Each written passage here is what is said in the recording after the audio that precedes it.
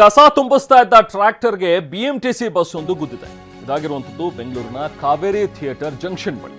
ಅಪಘಾತದಿಂದ BMTC bus ಮುಂಭಾಗ ಸಂಪೂರ್ಣ ಜಖಮಾಗಿದೆ.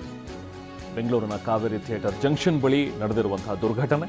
ಯಲಹಂಕದಿಂದ ಮೆಜೆಸ್ಟಿಕ್ ಕಡೆ ಬರ್ತಾ ಇದ್ದಂತಹ ಬಿಎಂಟಿಸಿ ಬಸ್.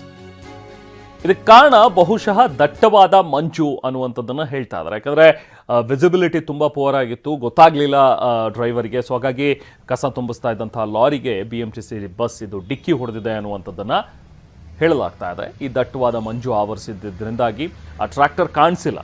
ಅದನ್ನು ಗಮನಿಸದೆ ರಭಸವಾಗಿ ಬಂದು ಬಿಎಂಟಿಸಿ ಬಸ್ ಡಿಕ್ಕಿ ಹೊಡೆದಿದೆ ಅನ್ನುವಂಥದ್ದು ಗೊತ್ತಾಗಿದೆ. ಚಾಲಕನಿಗೆ ಸಣ್ಣ ಪುಟ್ಟ ಗಾಯಗಳಾಗಿವೆ. ಪ್ರಯಾಣಿಕರು ಯಾರಿಗೂ ಕೂಡ ತೊಂದರೆ ಆಗಿಲ್ಲ, ಎಲ್ಲರೂ ಕೂಡ ಸೇಫ್ ಆಗಿದ್ದಾರೆ. ಸ್ಥಳದಿಂದ ಬಸ್ಸನ್ನು ಈಗ ಸದ್ಯಕ್ಕೆ ಸದಾಶಿವನಗರ ಪೊಲೀಸರು ತೆರವುಗೊಳಿಸಿದ್ದಾರೆ.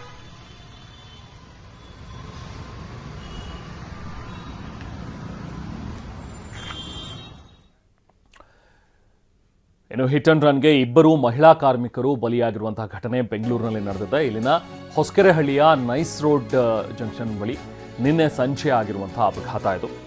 ನೈಸ್ ರಸ್ತೆ ಬದಿ ಹುಲ್ಲು ತೆರವು ಮಾಡ್ತಾ ಇದ್ದಂತಹ ಇಬ್ಬರು ಮಹಿಳಾ ಕಾರ್ಮಿಕರು ಪಾಪ ರಥದ ಆಕ್ಸಲ್ ಮುರಿದು ಅರ್ಧಕ್ಕೆ ರಥೋತ್ಸವ ನಿಂತಹ ಒಂದು ಘಟನೆ ಕಡಕೋಳ ಮಡಿವಾಳೇಶ್ವರ ಜಾತ್ರೆಯಲ್ಲಿ ನಡೆದಿದೆ. ಕಡಕೋಳ ಮಡಿವಾಳೇಶ್ವರ ಜಾತ್ರೆ ನಡೀತಾ ಇತ್ತು, ಆದರೆ ಇದಕ್ಕಿದ್ದ ಹಾಗೆ ರಥದ ಆಕ್ಸಲ್ ಕಟ್ ಆಗಿದೆ. ಕಲಬುರಗಿ ಜಿಲ್ಲೆಯ ಯಡ್ರಾಮಿ ತಾಲೂಕಿನಲ್ಲಿರುವಂತಹ ಈ ಕಡಕೋಳ ಮಹಾರಥೋತ್ಸವದ ವೇಳೆ ತೇರಿನ ಆಕ್ಸಲ್ ಕಟ್ ಆಗಿದ್ರಿಂದಾಗಿ ರಥೋತ್ಸವ ಚಾಲನೆಯನ್ನ ಅರ್ಧಕ್ಕೆ ನಿಲ್ಲಿಸಿದ್ರು. ರಥೋತ್ಸವಕ್ಕೆ ಚಾಲನೆಯನ್ನ ರುದ್ರಮುನಿ ಶಿವಾಚಾರ್ಯರು ಕೊಟ್ಟಿದ್ರು. ರಥ 20 ಮೀಟರ್ ಸಾಗುವಷ್ಟರಲ್ಲೇನೆ ಚಕ್ರದಲ್ಲಿ ಸಮಸ್ಯೆ ಕಾಣಿಸ್ಕೊಂಡೆ ಆಕ್ಸಲ್ ಕಟ್ ಆಗಿದೆ. ಈ ಅವಘಡದ ಬೆನ್ನಲ್ಲೇ ಭಕ್ತರನ್ನ ಅಲ್ಲಿಂದ ಚದುರಿಸಿದ್ದಾರೆ. ದೇವಸ್ಥಾನದ ಸಮಿತಿಯಿಂದ ರಥದ ಬುಡಕ್ಕೆ ಕಲ್ಲು ಕೊಟ್ಟಿದ್ದಾರೆ. ಈಗ ಸದ್ಯಕ್ಕೆ ಮರದ ತುಂಡನ್ನು ಜೋಡಿಸಿ ರಥ ಬೀಳದಂತೆ ಕ್ರಮವನ್ನು ಕೈಗೊಂಡಿದ್ದಾರೆ. ಪಾಪ ಈ ರಥೋತ್ಸವ ಕಣ್ತುಂಬಿಕೊಳ್ಳೋದಕ್ಕೆ ಸಾವಿರಾರು ಸಂಖ್ಯೆಯಲ್ಲಿ ಭಕ್ತರು ಇಲ್ಲಿ ನಡೆದಿದ್ರು.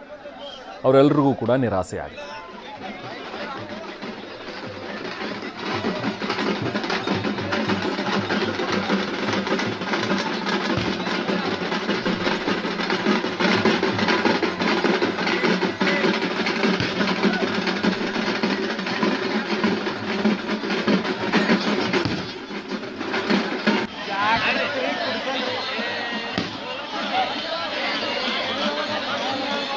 चालू है